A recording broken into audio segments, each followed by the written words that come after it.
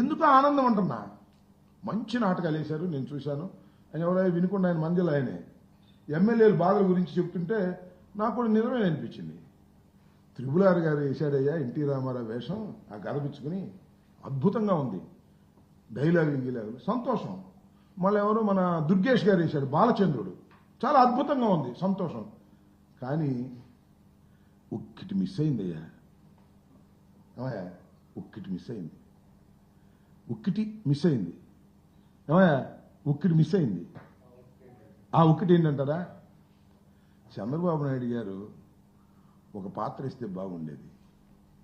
శకుని పాత్ర ఉంటదే, పితుహు అని శకుని పాత్ర ఒకటి ఉంటుంది.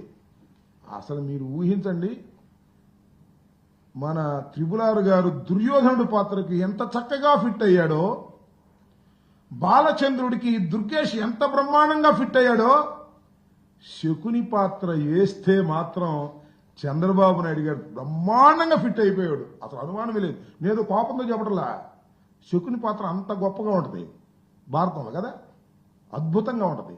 అలాంటి శకుని పాత్ర ఒక చంద్రబాబు నాయుడు గారు వేసి ఉన్నట్టయితే అబ్బో ఇవాళ సందడిగా ఉండేది అనుకో. మమ్మల్ని తిట్టినందుకు ప్రతిఫలంగా ఉండేది.